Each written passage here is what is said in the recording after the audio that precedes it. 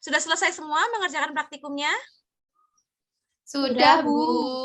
Oke. Nah, sudah dikerjakan juga tadi LKPD-nya? Sudah, Bu. Sudah, Bu.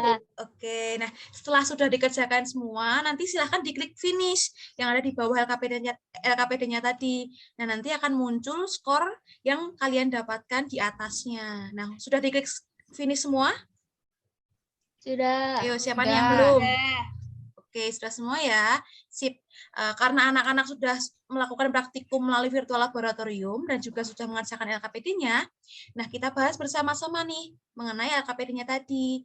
Ibu minta salah satu bisa share screen atau bisa mempresentasikan hasil pekerjaannya tadi ya. Nah, siapa nih yang mempresentasikan hasilnya? Bisa raise hand ya. Bu. Oke, Arinta. Tapi Oke. minta tolong share screen ya, Bu. Oh iya, tadi sudah dikerjakan? Sudah diklik finish? Sudah. Oke, sebentar ya, Rinta. Absen 8. Oke, sebentar. Ibu carikan dulu pekerjaannya Arinta.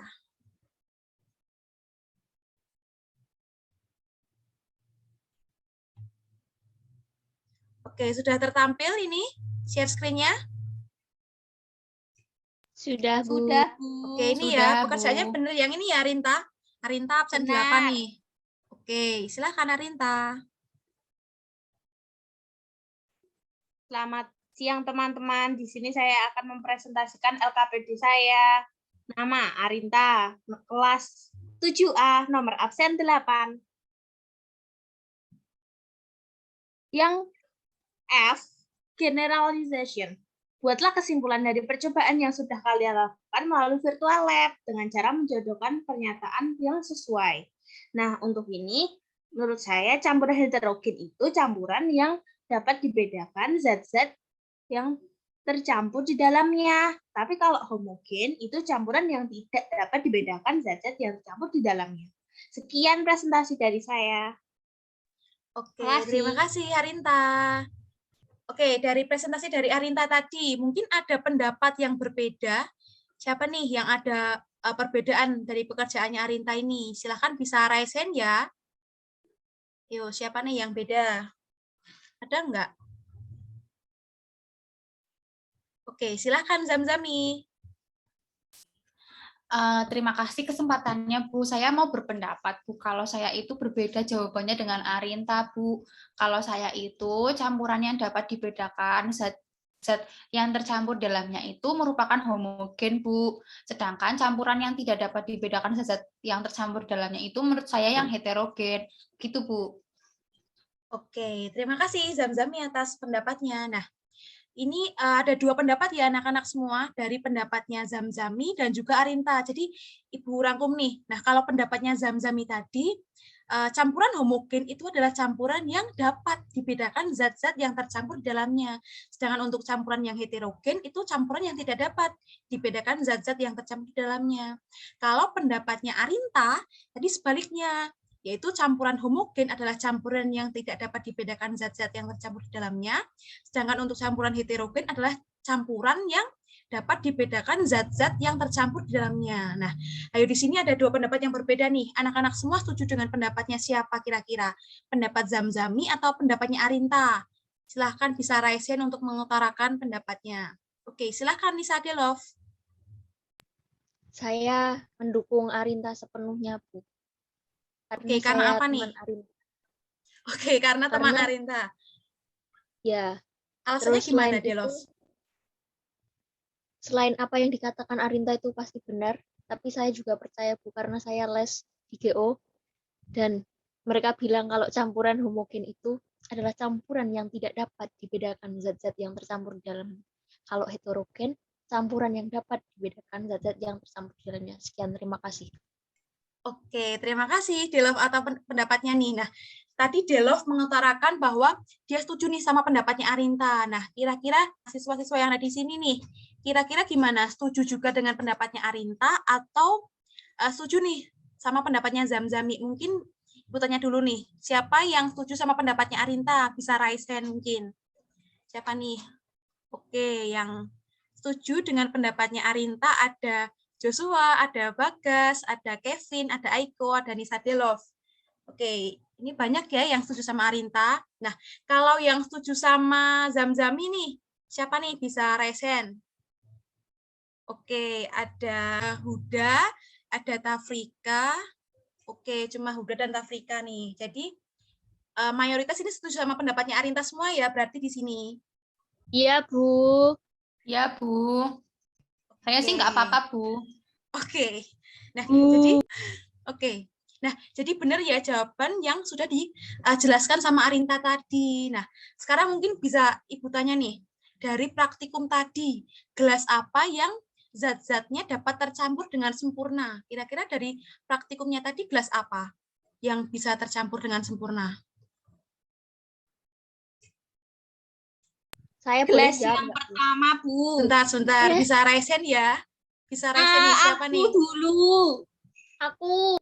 Oke, mungkin Nisa Delov dulu deh. Tadi kan Arinta sudah ya? Lah. Ya, saya, Silakan, Bu. Saya, Delov. Ya. ya, Bu. Menurut saya gelas yang ke-1, Bu. Air sama Oke. gulanya bercampur gitu. Kan gula bakalan larut di air. Kayak gitu. Oke, betul. Nah, kalau yang gelas kedua dan ketiga tadi gimana peristiwanya? Kalau gelas yang kedua itu tuh isinya kan air sama pasir. Nah, pasir kan nggak semuanya bisa larut gitu, Bu, di dalam larutan, di dalam air. Jadi ada yang mengendap itu di dasar gelas. Terus gelas yang ketiga itu isinya air sama minyak kan. Mereka itu nggak bisa bercampur, Bu. Kayak saya sama orang Jogja. Tapi kalau seumpama dikasih sabun, mereka itu baru bisa menyatu. Jadi minyak itu akan berada di permukaan air seperti itu, Bu. Oke, terima kasih Delov atas penjelasannya nih. Nah, dari ketiga peristiwa tadi, gelas mana yang termasuk kecampuran homogen menurut definisi yang sudah dijelaskan sama Arinta tadi nih? Gelas apa kira-kira yang termasuk kecampuran homogen?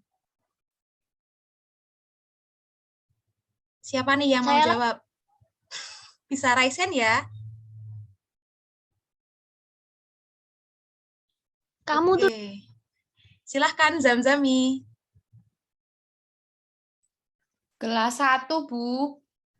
Oke, betul sekali jawaban dari Zamzami, yaitu gelas yang pertama, yaitu campuran dari air dan gula. Nah, kalau gelas yang 2 dan 3 tadi termasuk ke dalam campuran apa berarti? Gimana nih? Saya, Bu. Iya, Arinta, silahkan. Termasuk ke dalam campuran Gelas apa, dua. Arinta? Tadi heterogen.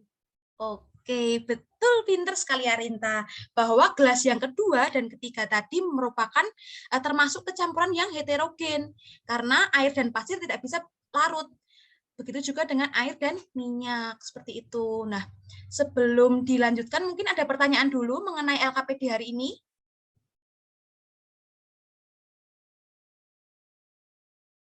Tidak, Bu.